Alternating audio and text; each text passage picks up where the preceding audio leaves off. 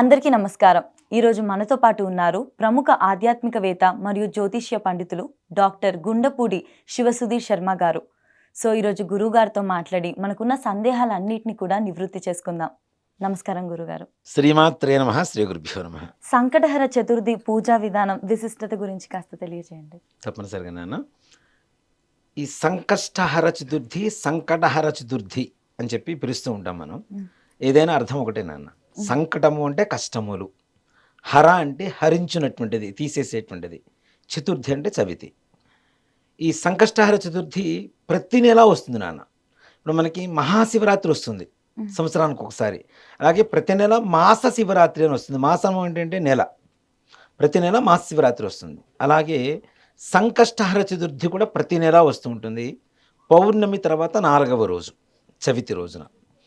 ఈ సంకష్టహర చతుర్థి ప్రాముఖ్యత ఏంటి అంటే, మనకుండేటువంటి ఏ పనికైనా ముందుగా వినాయకుడికి పూజ చేస్తాం. అయ్యా మా విఘ్నాలు నిర్విఘ్నంగా, విఘ్నాలు లేకుండా మా పనిని ముందు తీసుకెళ్ళవయ్యా అని చెప్పి గణపతికి పూజ చేస్తాం.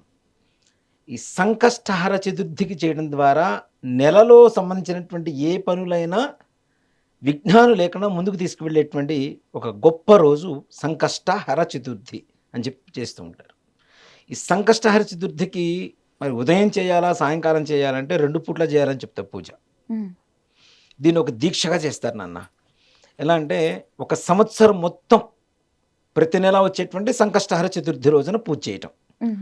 13 అంటే సంవత్సరం అయిపోయిన తర్వాత 13 సంకష్టహర చతుర్థి రోజున ఉద్యాపన, వ్రత ఉద్యాపన అని చెప్పి చేస్తూ ఉంటారు. ఈ సంకష్టహర చతుర్థికి ఏం చేయాలి అంటే, ముఖ్యంగా గణపతికి పెద్దగా ఆయన ఖర్చు పెట్టి ఏ దేవతల పూజ చేయమని చెప్పరు నాన్న. మాకు ఇంత ఖర్చు పెట్టండి, అంత ఖర్చు పెట్టండి అని చెప్పరు. ముఖ్యంగా భక్తి లేకపోతే ఏ రకమైనటువంటి పూజ అయినా వృధానే. చిత్తశుద్ధి లేని శివ పూజ లేరా, ఆత్మశుద్ధి లేని ఆచారమది ఏరా, భాండశుద్ధి లేని పాకమది ఏరా, విశ్వదాభిరామ వినురవేమ. అవునా? చిత్తశుద్ధి లేకుండా శివ పూజలు చేసినా అనవసరం. ఇప్పుడు చిత్తం అంటే మనస్సు, ఆలోచన. ఇక్కడ దేవుడి ముందు కూర్చొని పూజ చేస్తూ ఉంటాం. వాళ్ళు వచ్చారా, ఓ నమ శివాయ, నమ శివాయ, ఫోన్ చేశారా, దానివల్ల ఏం ఉపయోగం ఉంటుంది నాన్న? అవునా? ఆత్మశుద్ధి లేని ఆచారం, మనస్సులో అసలు భగవంతుడి మీద ధ్యాస లేకుండా, శ్రద్ధ లేకుండా, నేను మడి బట్టలు కట్టుకున్నా, నువ్వు నన్ను ముట్టుకోవద్దు అంటే ఏ రకమైనటువంటి ఇది ఉంటుంది? ఏ రకమైనటువంటి ఫలితం ఉండదు. భాండ శుద్ధి, నిన్న వండిన గిన్నెలు ఉంటాయి, అవి కడగకుండా ఇవాళ అన్నం వండగలుగుతావు మనం? అలా వండినా కూడా వృధానే కదా. ఈ 3 రకాల ఇవి కూడాను వృధా అని చెప్తాడు కదా వేమన గారు, వేమన శతకంలో. కాబట్టి చిత్తశుద్ధితో చేసేటువంటి ఏ పూజ అయినా సరే తప్పనిసరిగా భగవంతుడి పాదాల చింతకి, ఆయన మనస్సులోకి, మనస్సు దగ్గరికి మనల్ని తీసుకెళ్తుంది తప్పనిసరిగా. మనసు, మైండ్, హార్ట్ రెండు ఒకే విధంగా ఏకాగ్రతతో చేయాలి, ఉండాలి. అవి లేకపోతే ఎంత చేసినా, ఎన్ని ఇప్పుడు యాగాలు చేస్తుంటారు నాన్న, శతచండీ యాగాలు, శతరుద్ర యాగాలు, లక్ష్మీ యాగాలు, సుదర్శన యాగాలు, ఇవన్నీ చేస్తుంటారు. ఆడంబరం కోసం చేయడం కాదు, భగవంతుణ్ణి ఆనందపరిచేలా చేస్తే జీవితంలో ఎప్పుడు మనం బాధపడకుండా ఉండేందుకు భగవంతుడు మనకు సహకరిస్తూ ఉంటాడు.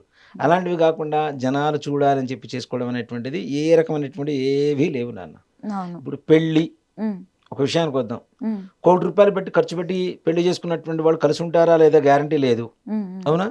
అలా చెప్పి పూరిలో పెళ్లి చేసుకుంటారు, వీళ్ళు మాత్రం నిబద్ధతతో ఉంటారు తప్పనిసరిగా. ఇక్కడ మనస్సు ప్రధానమైంది కానీ డబ్బు ప్రధానంగా లేదుగా. అవునా?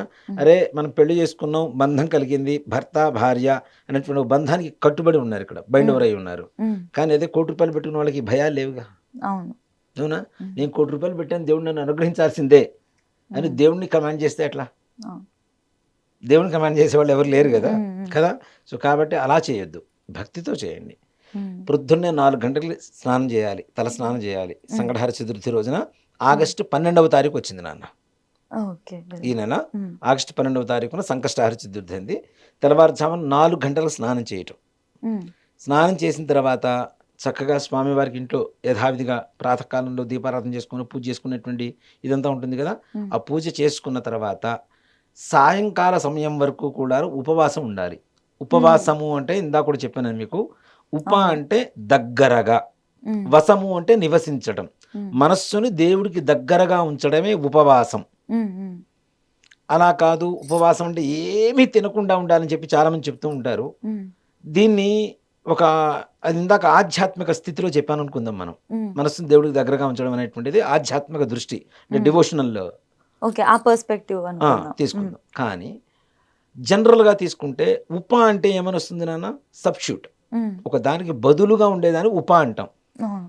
CM, deputy CM, okay, correct. అవునా? ఉప అంటే ఇంకోటి బదులుగా ఉండేటువంటిది తీసుకోమనే కదా అర్థం. ఇందాక చెప్పుకున్నట్టుగా ఎక్కువ కాకుండా మితాహారం తీసుకొని చక్కగా మధ్యాహ్న సమయంలో కూడా నిద్రపోకుండా భగవంతుడి నామం ఎప్పుడైతే మనస్సులో మనం ధ్యానం చేస్తూ ఉంటామో ఆటోమేటిక్గా మనమే భగవంతుడు అయిపోతాం నాన్న. రావణాసురుడు ఈశ్వర భక్తిలో చెప్పేది అదే లక్షణం. మన దేహమే దేవాలయం, దేవుడు ఎక్కడా లేడు, జీవుడే దేవుడు. సనాతనం నుంచి వస్తున్నటువంటి దేవుడు ఎవరన్నా ఉన్నారంటే జీవుడే. మన మనసులో ఉండేటువంటి అజ్ఞానం అనేటువంటి నిర్మాల్యం అంటారు. దేవుడి దగ్గర ఇవాళ పూలు పెడతాం, రేపు పొద్దున్న తీసేస్తాం కదా, వాటిని నిర్మాల్యం అంటాం. అలానే మన మనసులో ఉన్నటువంటి అజ్ఞానం అనేటువంటి ఆ నిర్మాల్యాన్ని తీసేస్తే సో అహంభావేన పూజేతి, నువ్వే పూజ చేసుకో అంటాడు ఆయన. ఆ స్థితికి మనం చేరుకోవాలంటే భగవన్నామ స్మరణ తప్పితే వేరేది లేదు. కలవత్తు కేవలా భక్తి బ్రహ్మ సాయుధ్యకారిణి. కలియుగంలో బ్రహ్మ సాయుధ్యాన్ని పొందాలి అంటే భక్తి తప్పితే రెండో మార్గం లేదని చెప్తారు. దాంట్లో భగవన్నామ స్మరణ, నామస్మరణ మాత్రేన జన్మ సంసార బంధనాత్. ఇక్కడ నామస్మరణ చేస్తుంటే చాలు, ఎలాంటి కష్టాలైనా తీరిపోతాయని చెప్తారు. నామస్మరణ చేసుకుంటూ సాయంకాలం వరకు ఉండి, ప్రదోష కాలం అంటాం. సాయంత్రం అంటే ఇప్పుడు 5:45 దగ్గర నుంచి 6:45 వరకు ఉండేటువంటి సమయాన్ని ప్రదోష కాలం అంటాం. దీని అందులో అసుర సంధ్య వేళ అని కూడా పిలుస్తూ ఉంటాం. అసురులు అంటే రాక్షసులు, వాళ్ళకి సంధ్య వేళ. అందుకని ఈ సమయంలో మన దేవుడు పూజలు చేస్తూ ఉంటే రాక్షస బాధలు తప్పుతాయి. రాక్షసులు అంటే డైరెక్ట్ ఇంత పళ్ళు వేసుకొని ఇంత ఇది పెట్టుకొని కొమ్ములు పెట్టుకొని మన దగ్గరికి రారు నాన్న. మన చుట్టూ ఉండేటువంటి వాళ్ళు కావచ్చు, మన మనసులో ఉండేటువంటి ఆలోచనలు కూడా రాక్షసులే. నెగిటివ్ థాట్స్, నెగిటివ్ ఎనర్జీ ఇదంతా కూడా రాక్షసులే కదా. రాక్షసులు అంటే చెడు కదా, ఆ చెడు మనలోనే ఉంది కదా, దీంట్లోనే ఉన్నారు కదా రాక్షసులంతా. ఇలాంటి రాక్షస సంహారం చేయటం కోసం ఆ సమయంలో ఆలోచనలు ఎక్కువగా పెరుగుతూ ఉంటాయట. అందుకని అలాంటి రాక్షస సంహారం చేసేందుకు, చెడు నివృత్తి చేసేందుకు, మంచి కలిగేందుకు ప్రదోష కాలంలో దేవుడికి పూజ చేయడం అనేటువంటిది విశేషం. అందులో గణపతికి, ఈ గణపతికి ఎలాంటి పూజ చేయాలి అంటే, పెద్దగా ఏం కోరుకున్నానా, గరిక ప్రతి చోట దొరుకుతుంటుంది మనకి. ఎక్కడ ఖాళీ స్థలం దొరికితే అక్కడ గరిక దొరుకుతూ ఉంటుంది.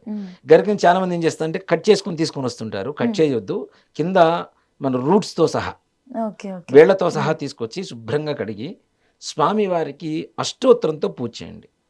అష్టోత్తరం కూడా మాకు రాదు, యూట్యూబ్ పెట్టుకోండి. అది కూడా మా దగ్గర లేదు. ఓం గం గణపతయే నమః, వేరే నామమే అక్కర్లా.